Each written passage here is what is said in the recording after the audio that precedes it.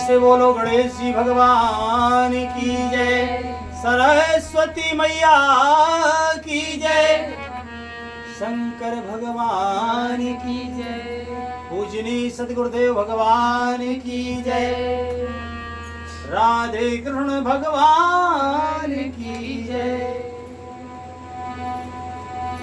जो न तरे भव सागरे,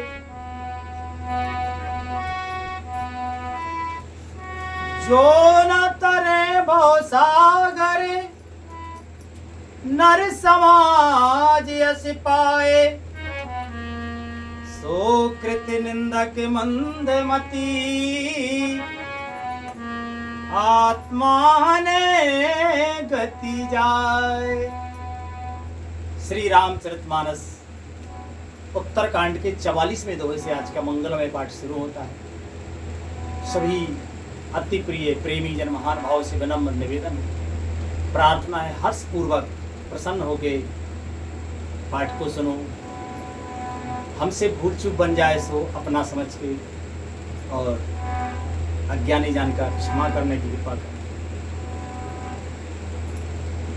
लिखते हैं पूज्यपाद गोस्वामी तुलसीदास जी महाराज कि जो मनुष्य ऐसे साधन पाकर भी, इससे पहले जो राम जी ने स्वयं बताए हैं कि लोक और परलोक, इस शरीर से जो देवताओं को भी दुर्लभ है ये शरीर, इस शरीर से परलोक भी संवारा जा सकता है। और भी अन्य अन्य प्रकार के साधन बताए हैं। तो प्रमुख साधन है कि भगवान का स्मरण करो, बस स्मृति रहे, भगवान की याद रहे हमेशा, ये श्रेष्ठ साधन है। तो ये होगा भगवान के नाम की जप से। तो जो मनुष्य ऐसे साधन पाकर भी भवसागर से ना तरे, और इस कलयुग में खास कर संत जन तो बहुत बहुत धन्यवाद देते हैं भगवान को कि हे गोविंद, आपकी अति कृपा हम पर, जो आपने कलयुग जैसे अच्छे समय में हमें मनुष्य बनाया। क्योंकि कलयुग में सारे काम तो बहुत कठिन है, क्योंकि अब शरीर बल कम हो गया आदमी का, पर भगवान को पाने का उपाय बहुत सरल हो गया है। कम समय में भगवान को जप करके भी प्राप्त कर सकते हैं। तो लिखते हैं महाराज, राम जी स्वयं कहते हैं, राम जी की बात को पूजनीय गोस्वामी तुलसीदास जी महाराज ने लिखा है कि जो मनुष्य ऐसे साधन पाकर भी भाव सागर से ना तरें, वह कृतज्ञ और मंद बुद्धि हैं। अपने आप, हाँ तो सबको ही होशियार कहता ही है कि हम होशियार हैं। अगर दूसरे आदमी यहाँ भले ही होशियार ना माने, लेकिन अपने आप हाँ तो होशियार मानते ही है आदमी। हम सबकी यही रीति है ना। लेकिन तुलसीदास जी महाराज लिखते हैं कि ऐसे जो है इतने सरल साधन पाकर भी भाव सागर से जो ना तर पावे, अपने तरवे की व्यवस्था ना कर पावे, तो वह तो कृतज्ञ है। कृतज्ञ जानते हो? कृतज्ञ इतना गंदा शब्द है, पूज्य गुरुदेव भगवान ने एक दिन हमें बताया था। हमने है बताते हैं महाराज जी कि एक बार श्रीधाम वृंदावन में जो है कोई एक पात्र में कुत्ते का मांस लेके जा रहे थे, तो आगे आगे वो जल छिड़क रहे थे, आगे आगे जल छिड़क रहे थे। किसी ने पूछा, भैया आप ये जल क्यों छिड़क रहे हो, आप इसमें क्या लिए हो? बोले भैया इसमें हम कुत्ते का मांस लिए हैं, कुत्ते का मांस है ना, और जल इसलिए छिड़क रहे हैं कि अगर यहाँ से कोई कृतज्ञ निकला होगा तो हमारा ये छूत हो जाएगा। बोलो कुत्ते का मांस जो पहले से ही अपवित्र है, अगर कुत्ते को ही छू लो तो शास्त्र कहते हैं कि स्नान करना चाहिए। कुत्ते से प्यार मोहब्बत करनी चाहिए, इतनी कि उसको रोटी दो, कुछ कार दो, बस। बाकी उसको इतना नहीं कि वो ऊपर चढ़े और मुंह चाटे, ऐसा नहीं। तो कुत्ते को तो वैसे ही छूने से अपवित्र माना गया, वो भी उसका मांस लेके जा रहा। तो वो व्यक्ति कहता है कि वो आगे जल छिड़क रहा है, इसलिए कि अगर कोई कृतज्ञ व्यक्ति निकल गया होगा तो हमारा ये मांस फिर खाने योग्य नहीं रहेगा, छूत हो जाएगा। तो बोलो उस कुत्ते की मांस से भी बुरा कृतज्ञ व्यक्ति होता है। मतलब बहुत घृणित। और भी आगे बताया था कई बातें, पर हम वहाँ ज़्यादा समय ना देके बस कृतज्ञ शब्द का ज्ञान कराया गुरुदेव भगवान ने। बहुत बहुत प्रणाम लिए। और तो लिखते हैं पूज्यपाद गोस्वामी तुलसीदास जी महाराज कि वह कृतज्ञ और मंद बुद्धि है।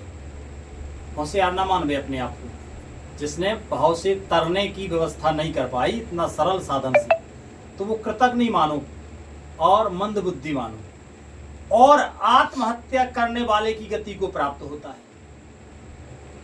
अब आत्महत्या कर जो करता है उसकी जो गति होती है उसका भी हिसाब किताब है, पर हमें पर उसका पता नहीं है। पर दुर्गति होती है इतना सुना है, बहुत बुरी दुर्गति होती है। तो आत्महत्या तो किसी को नहीं करनी चाहिए, लेकिन जिसके ऊपर बिलाती पाप छा जाए तो फिर वो पापों के प्रभाव से वो करता है ऐसा आत्महत्या। क्योंकि आत्महत्या आदमी कब करता है? जब किसी भी प्रकार की समस्या ने उसे घेर लिया हो, सब जगह से जकड़ गया, उसे कोई उपाय ना सूझे, तो फिर उसे लगता है कि अब मरना ठीक है। तो उसे लगता है कि हम मर जाएंगे तो हम इन सारे दुखों से छूट जाएंगे। सारे दुखों से छूटता नहीं, दुख और 10-20 गुनी 50 गुनी और बढ़ जाते हैं उसमें। तो आत्महत्या तो कभी करनी नहीं चाहिए, चाहे दूसरा भले ही मार डाले।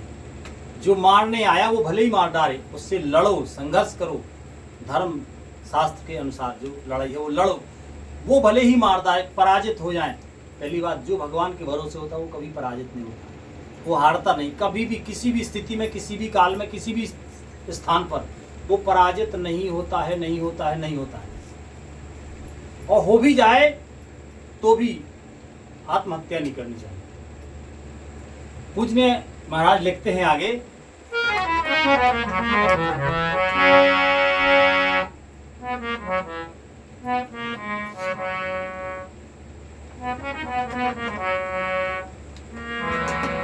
श्री राम, कि जो परलोके यहाँ सुख चाहे हो, ओ सुने मामे बचन हृदय दृढ़ गए हो। जो परलोक यहाँ सुख चाहे हो, सुने मामे बचन हृदय दृढ़ गए हो। सुलभ सुखद मार्ग यह भाई, भगति मोरे प्रभु प्राण पुराण रुति गाई। सुलभ सुखद मार्ग यह भाई, भगत मोरे पुराण रुति गाई।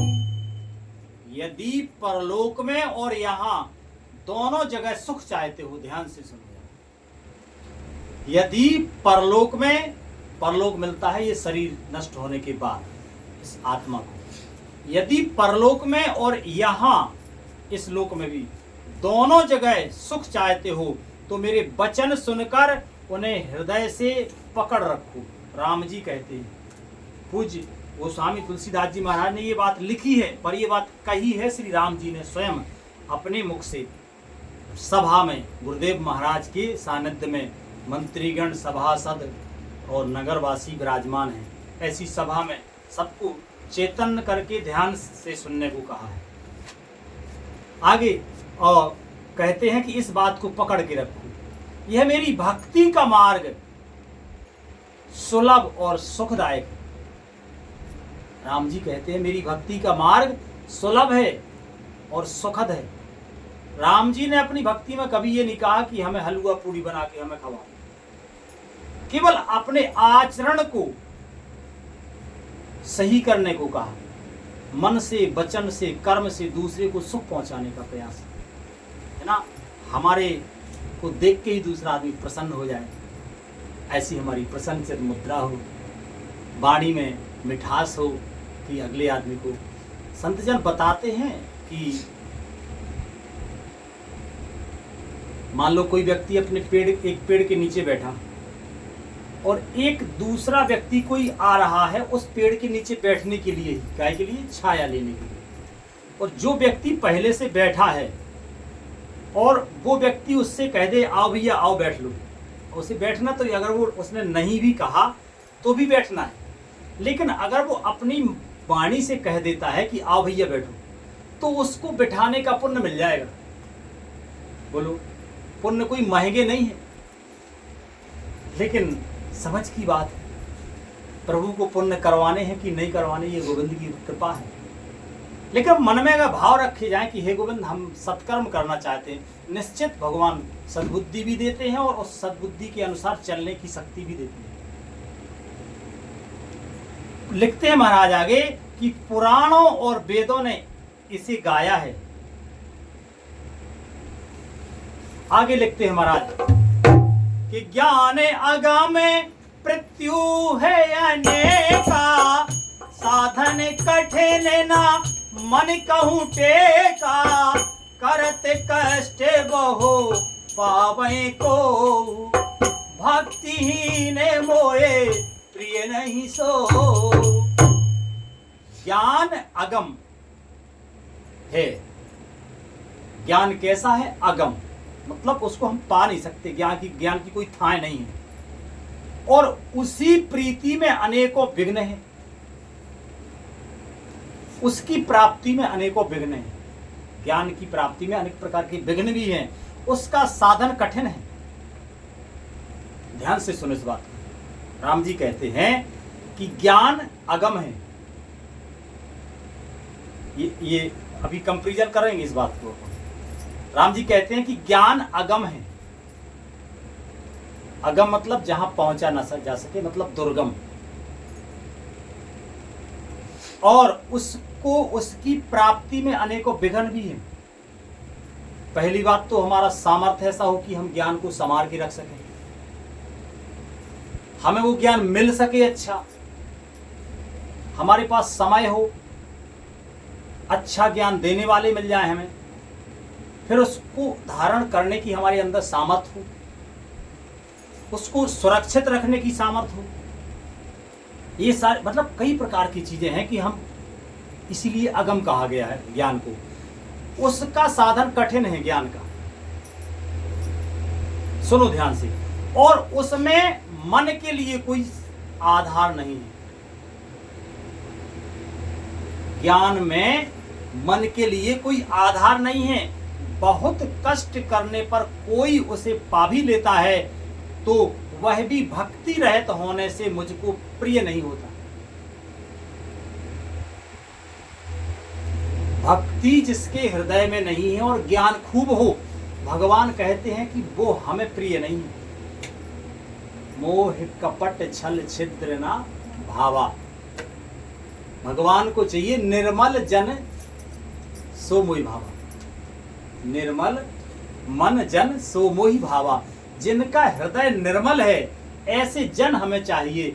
जो ज्ञानी होते, जो ज्यादा पढ़ लिख जाते ना, वो बड़े चतुर होते हैं। बोले वाह, टिफिन ले आए हैं, खा तुम लो। बोले पानी भरो, हमने तुम पी लो।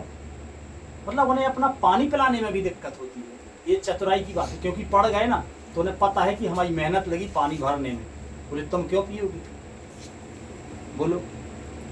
और जो सीधे साधे सरल होते हैं वो कहते हैं कोई बात नहीं भैया, ये हम अपने लिए लाए थे, आप पी लो, कोई बात नहीं, हम प्यासे रह लेंगे।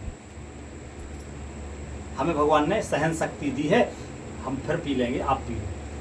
ये सरल हृदय वाले लोग। अब बोलो, तो जो चतुर होते हैं ना वो पूर्ण नहीं कर पाते, वो परमार्थ के काम नहीं कर पाते। इसीलिए भगवान कहते हैं कि वो हमें प्रिय नहीं। जिनके हृदय में भक्ति नहीं है वो हमें प्रिय नहीं है। आगे लिखते हैं महाराज कि भक्ति स्वतंत्र सकल सो के खानी, और बिन सत्संग न पावहु वाणी।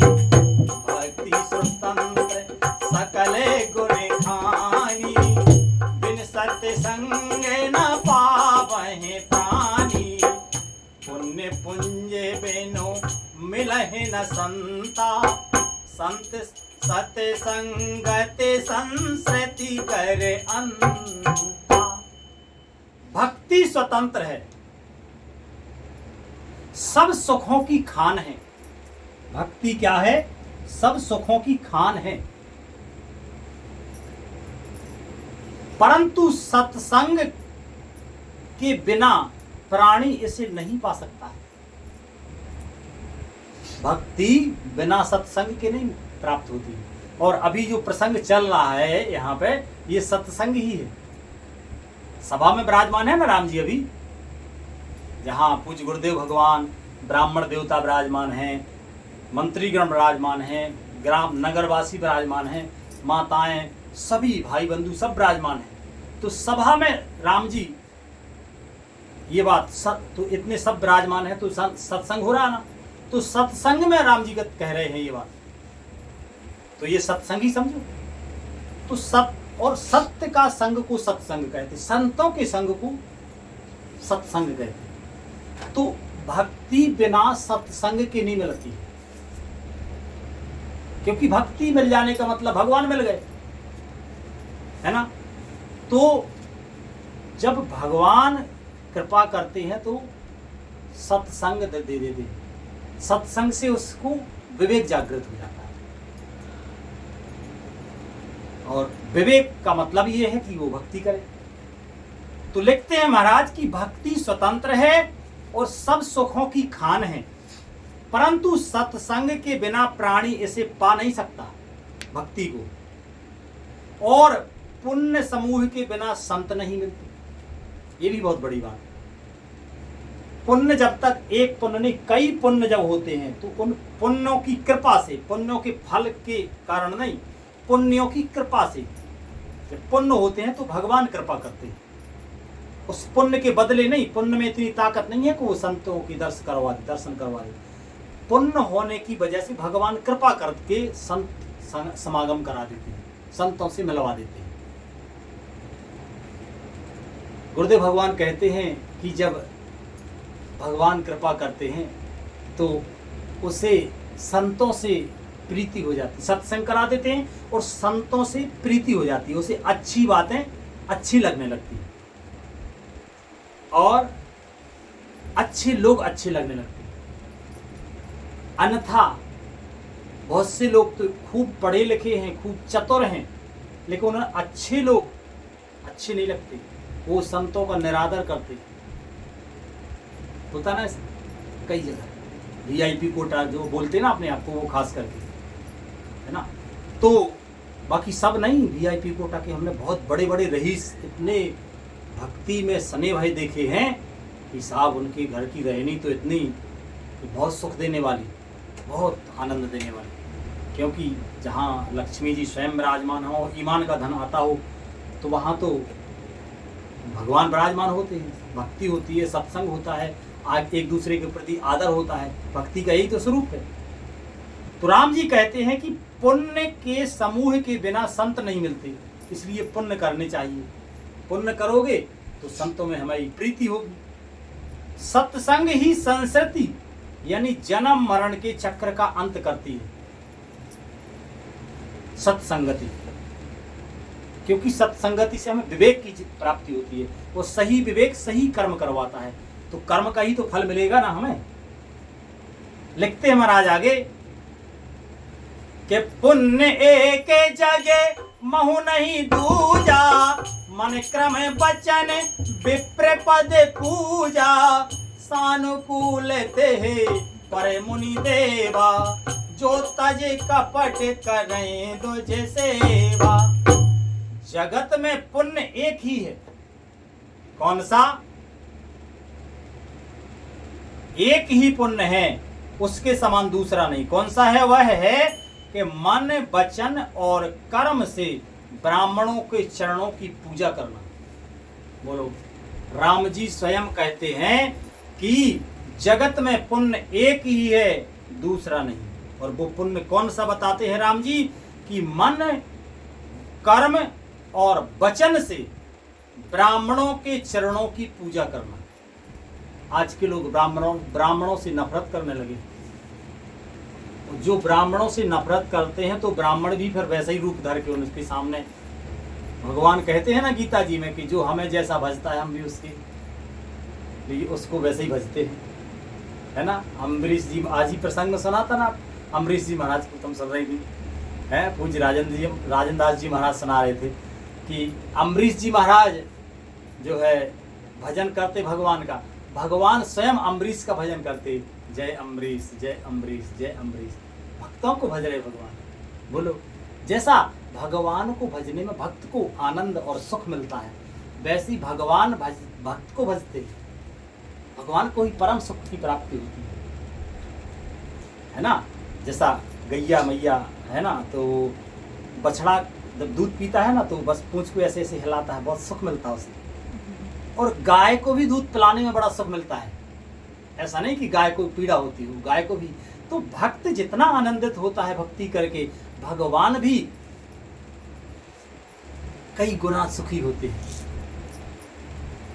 तो जो है राम जी स्वयं कहते हैं कि जगत में पुण्य एक ही है कि मन वचन और कर्म से ब्राह्मणों के चरणों की पूजा करना। जो कपट का त्याग करके ब्राह्मणों की सेवा करता है, उस पर मुनि और देवता प्रसन्न रहते हैं, उस पर मुनि और देवता प्रसन्न रहते हैं। और लिखते हैं महाराज कि और एक गुप्ते मत रामा, और एक गुप्ते मत रामा, सबहि कहो करे जोर सिए रामा, शंकर भजन बिना नर रामा, भगति न पावो मोर सिया राम। राम जी आगे कहते हैं कि और भी एक गुप्त मत है। वो गुप्त मत क्या है कि मैं उसे सबसे हाथ जोड़कर कहता हूं। राम जी कहते हैं कि मैं उस गुप्त मत को हाथ जोड़कर सबसे कहता हूं कि शंकर जी के भजन बिना मनुष्य मेरी भक्ति नहीं पाता।